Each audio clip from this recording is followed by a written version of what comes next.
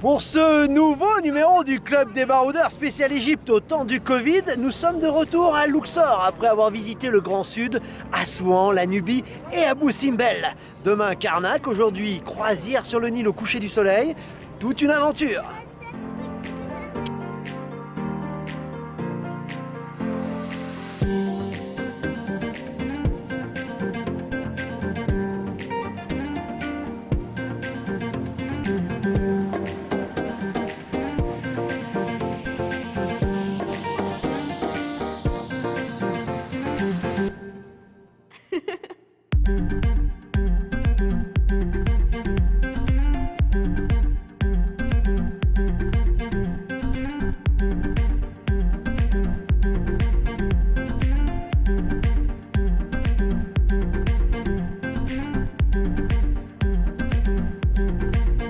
Un parc qui donne sur le Nil, on est au calme, après Karnak. Petit déjeuner royal demain matin, même si là aussi on sent que bon, ils ont réduit la voilure. La piscine par exemple, qui normalement est chauffée, ne l'est pas. Si vous êtes courageux, vous irez y piquer une tête, je l'ai fait, c'est baignable. Par contre, ça caille. Pour le reste, il fait 27 degrés sur Luxor et ça c'est super bon.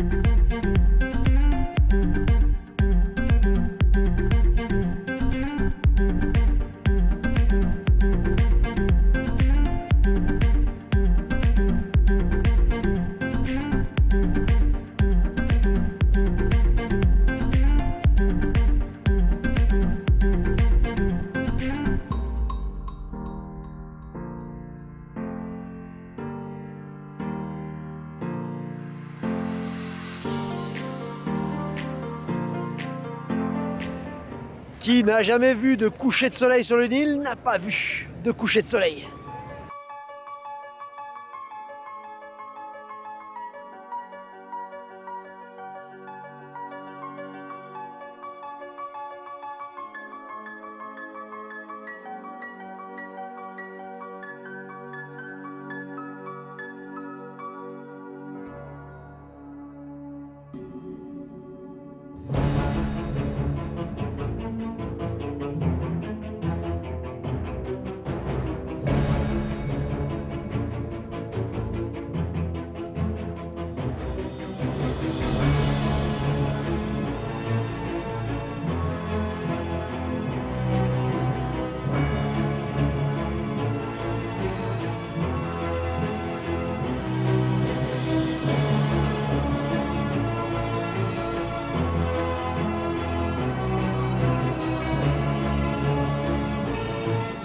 Petite séquence anecdote. Sachez que l'obélisque qui est derrière moi trône seul et abandonné. Son frère jumeau a été emporté, donné à la France par Mehemet Ali au 19e siècle.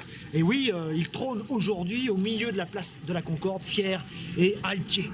Sachez que Théophile Gautier disait lui-même au 19e siècle ces quelques mots. « Je veille unique sentinelle de ce grand palais dévasté dans la solitude éternelle en face de l'immensité. » Ces quelques mots témoignent assez de ce que doit penser cet obélisque seul et abandonné. Sachez que lui aussi avait été donné à la France, heureusement, on n'a pas pu l'embarquer.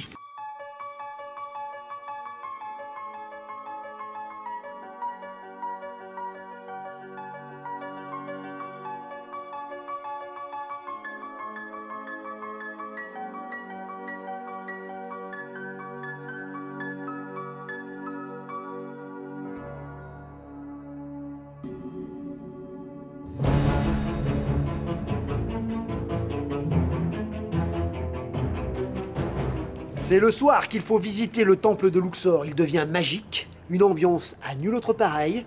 160 livres l'entrée quand même, mais ça vaut le coup. Venez comme nous, juste avant la fermeture, 19h, 19h10, et vous vous ferez gentiment raccompagner à la sortie vous serez seul au fond du temple. Magique.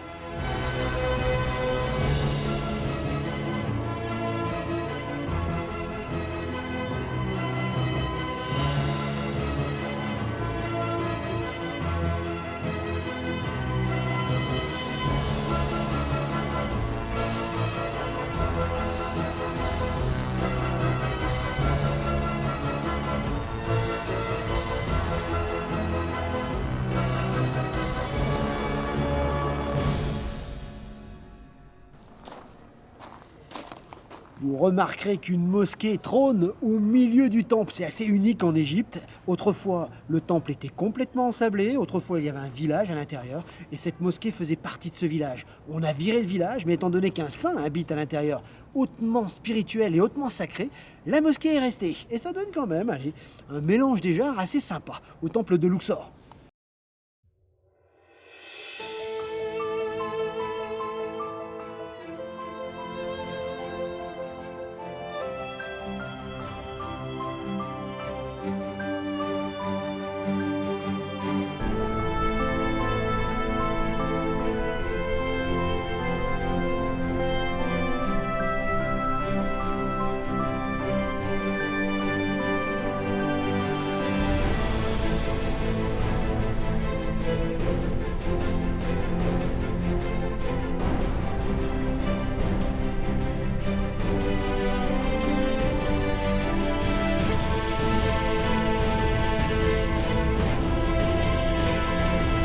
Le fond du temple, qui a été complètement remanié sous Alexandre le Grand et transformé ensuite en église chrétienne, est le Saint des Saints, l'endroit le plus sacré du temple. On ira tout à l'heure, vous verrez. J'arrive, Anaka. Vous allez voir que sous le stuc et sous les saints chrétiens, les dieux égyptiens réapparaissent comme par enchantement. Les archéologues ont laissé les deux. C'est assez impressionnant de voir comment les deux religions finalement se superposent les unes sur les autres.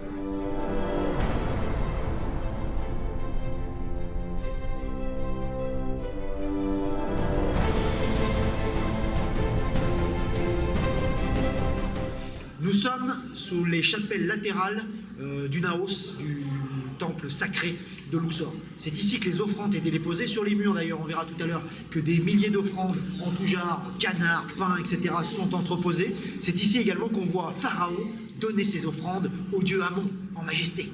Si vous voyez que c'est un petit peu abîmé et que ça semble un petit peu gratté, c'est tout à fait normal. Ce temple a été réutilisé en église par la suite.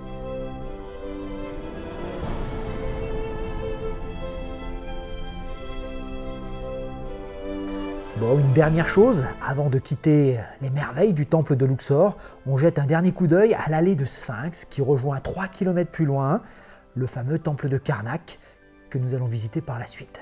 Sachez que cette allée de Sphinx a été rendue au public, 3 km de long, expropriation, destruction d'un village, la ville de Luxor est complètement coupée en deux, ça fait une véritable saignée qui fait débat aujourd'hui.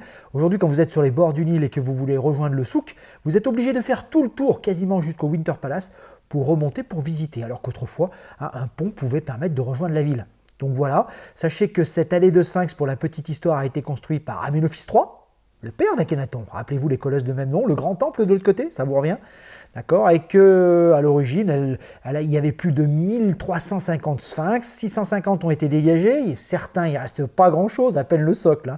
C'est pour ça que ça grogne un peu à Luxor.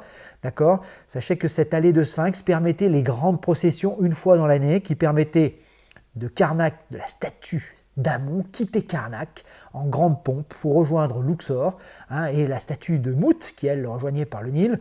Les deux dieux étaient réunis ensemble au fond du temple de Luxor pour régénérer un petit peu le monde. On va dire que le temple de Luxor, si vous me permettez, était un petit peu le lupanar, ou en tout cas l'endroit un petit peu coquin où se retrouvaient Amon et Mout pour faire un petit peu des galipettes. Voilà, donc c'était la petite histoire, et cette fête de l'Opet était l'occasion pour le peuple égyptien de voir enfin ces statues qui étaient jusqu'ici enfermées dans les temples. Je vous rappelle, mais ça je l'ai déjà dit, que les temples égyptiens n'avaient rien à voir avec nos églises ou nos mosquées, ils étaient interdits aux profanes et que seuls les grands prêtres et le pharaon avaient le droit d'y accéder. Bon, pour être tout à fait complet sur ce sujet, sachez que le projet global, c'est Luxor 2030, rendre une grosse partie de la ville aux touristes, ce qui fait grogner évidemment les habitants du coin, comme un peu partout dans le monde, vous allez me dire. Sachez que c'est ni plus ni moins que la plus grande artère processionnelle jamais connu au monde.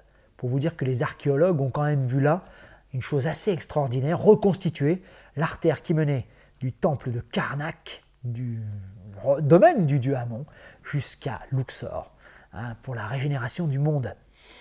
Ça nous rappelle un peu les grandes heures de gloire de la Thèbes aux 100 portes.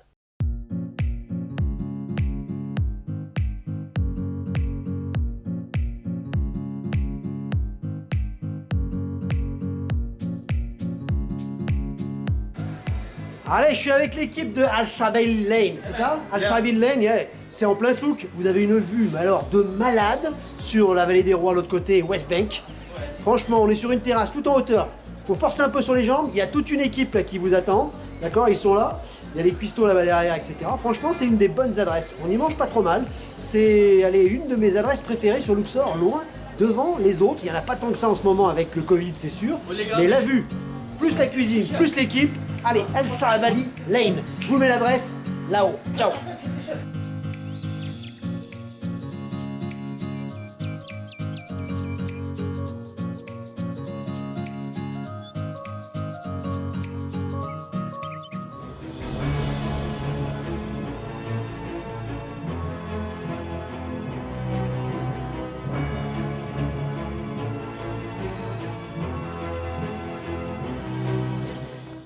On ne pouvait quitter Luxor sans visiter le fabuleux, le très grand temple de Karnak, sans doute le plus grand temple du monde. D'ailleurs, c'est pas un temple, mais des dizaines. Vous verrez que c'est la visite ultime. On termine par ça avant de se rentrer sur Hurghada.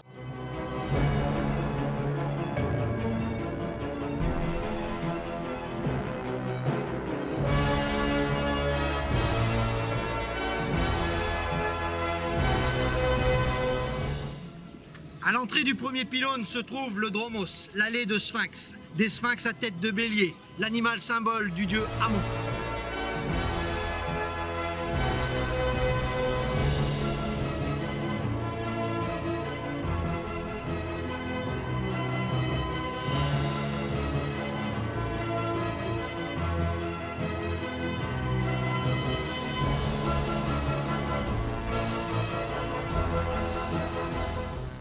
Devant vous, la colonnade de Tabarka, période tardive, qui a été rajoutée par la suite. Et sur le côté droit, au fond, le fameux petit temple assez joli de Ramsès III. Rien à voir avec Médine Abou, mais il a voulu lui aussi, comme tous les autres pharaons, construire, mettre sa pierre à l'édifice à Karnak. C'est pour ça que ce temple est assez difficile à comprendre. Chaque pharaon a voulu y rajouter quelque chose, un temple, une chapelle, une colonnade.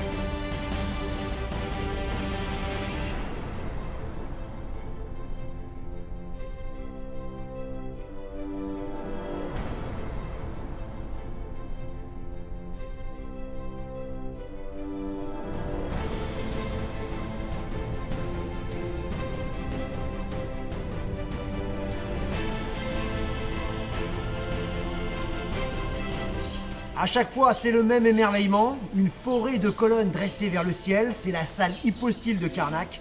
On ne peut pas quitter Luxor sans en jeter un petit coup d'œil, refaire l'émerveillement. À chaque fois, c'est la même surprise. Et à chaque fois, c'est la même beauté.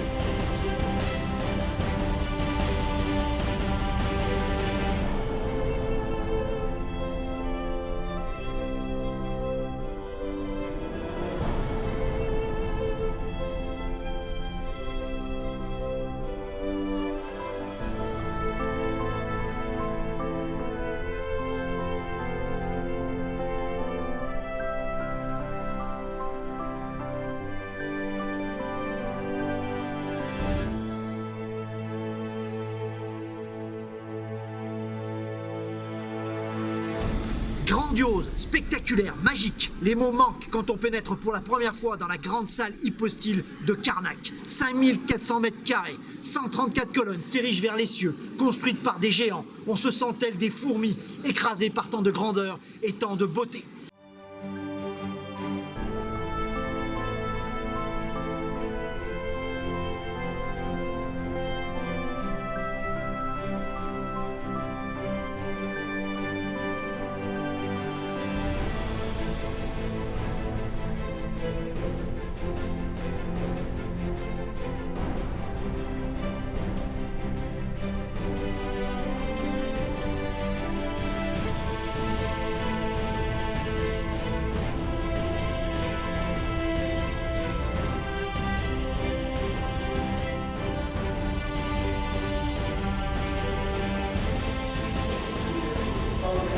Le Naos, c'est du costaud, c'est du granit. Reposoir, la barque sacrée. Levez la tête, il y a encore des étoiles au plafond.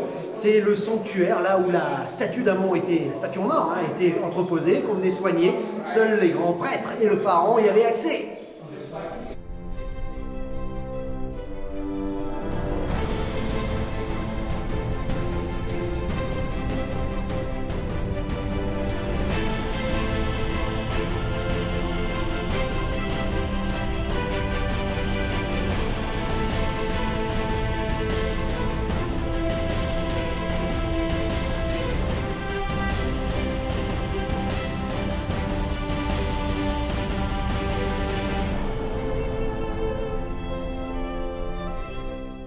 Le lac sacré que vous avez derrière moi est le lac sacré du dieu Amon. Il est sans doute le plus grand d'Égypte. L'eau provenait directement de Noun, océan des origines. Sur le lac voguaient des barques lors des rituels à la fois solaires et osiriennes. Sur les côtés de ce plan d'eau étaient construits des logements des prêtres qui vivaient là et en permanence. Des salles d'offrande et une volière pour des oiseaux sacrés qu'on lâchait aux quatre coins cardinaux du pays pour annoncer le sacre d'un nouvel empereur, d'un nouveau pharaon.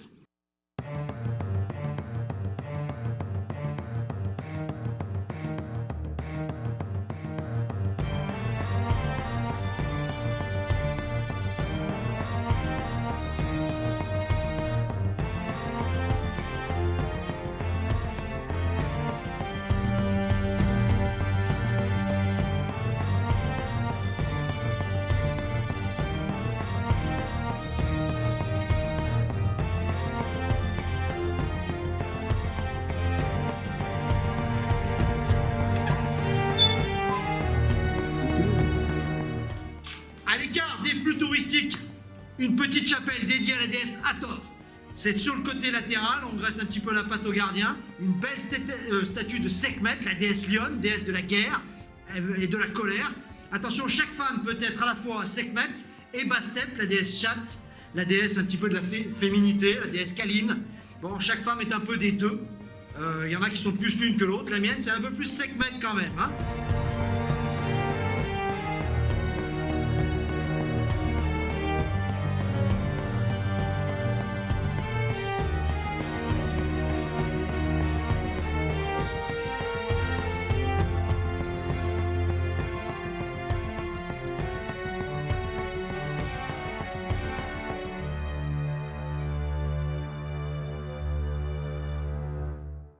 Un petit peu isolé quand vous rentrez par le premier pylône dans la grande cour principale derrière le temple de Ramsès III se trouve un petit passage, allez-y. Le temple de Ronsu est au fond. Il y a de fortes chances comme nous aujourd'hui que vous soyez les seuls à l'intérieur. Vous rentrez par un portail qui a gardé encore ses couleurs, une salle de colonnade et au fond vous allez véritablement vers le Naos. Derrière moi, le dieu Thoth, un dieu lunaire lui aussi, puisque Ronsu est un dieu à tête de faucon, avec la lune sur la tête, toujours habillé en blanc, comme Osiris, c'est comme ça qu'on le reconnaît. Hein, c'est le fils d'Amon, n'oubliez pas. Donc ce temple, à la tombée du jour, une véritable merveille.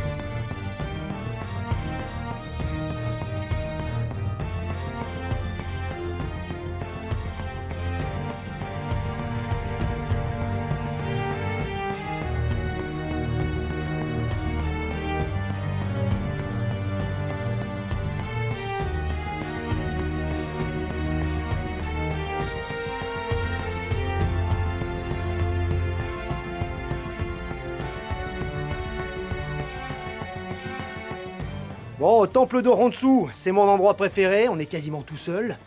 Vous avez en plus le guide qui me dit « Chut, on est monté sur la terrasse du temple, hein, un petit bakshish évidemment sera obligatoire. » Ah oui, mais bon, c'est normal, c'est le jeu en Égypte. Et vous avez une super vue, peut-être la plus belle sur le temple de Karnak. Juste derrière, on se baisse un petit peu, ça fait partie du jeu. Bonne visite à tous.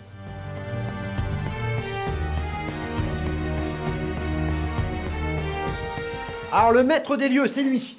Ronsu, on le reconnaît, il a une tête d'aigle ou de faucon. Hein. Alors vous allez me dire, ouais, Horus, non, il a normalement la lune sur la tête, peinte en bleu, évidemment il n'y a plus de couleur. Donc difficile de les identifier, tous ces faucons. Hein. L'idéal, c'est vrai que c'est plutôt mieux de se balader avec des faucons qu'avec des vrais.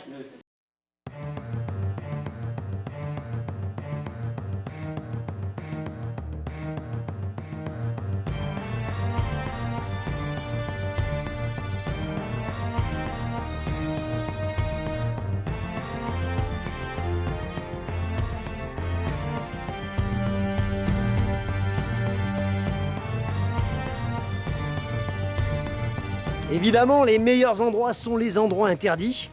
Au temple de Ronsu, c'est possible, hein, on graisse un petit peu la patte. Et le gars vous fait visiter la terrasse, les endroits fermés, avec des couleurs exceptionnelles. Là, on est dans un temple sublime, c'est parti.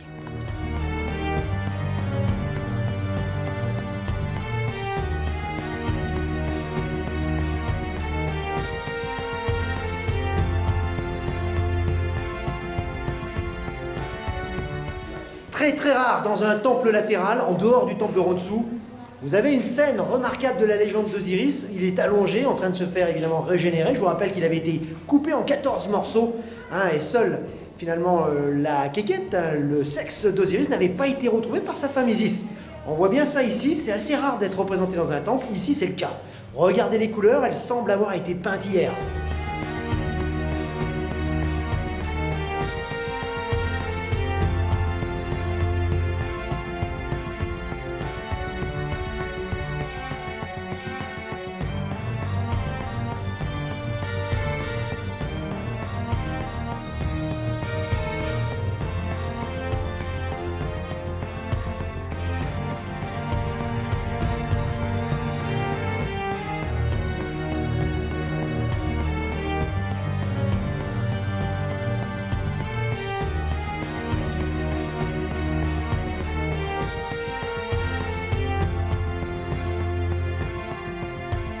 Bon, ainsi s'achève notre immersion dans la Luxor pharaonique, la fameuse Thèbes aux 100 portes, avec la visite de ce qui est l'un des joyaux de Luxor actuel, le fameux temple de Karnak. Mais nos aventures ne sont pas terminées pour autant. Nous partons rejoindre Hurghada, dernière étape de notre voyage, et sur la route, deux des temples les plus beaux et les plus méconnus d'Égypte, les temples de Dendera et d'Abydos, un petit peu hors des sentiers battus, en tout cas loin du tourisme de masse de Luxor. Ces deux temples sont parmi les plus beaux d'Égypte, les plus beaux qu'ils m'ont donné de visiter. Nous allons rendre visite à la déesse Hathor d'abord et au dieu Osiris ensuite, les mystères de l'Égypte dans toute leur splendeur.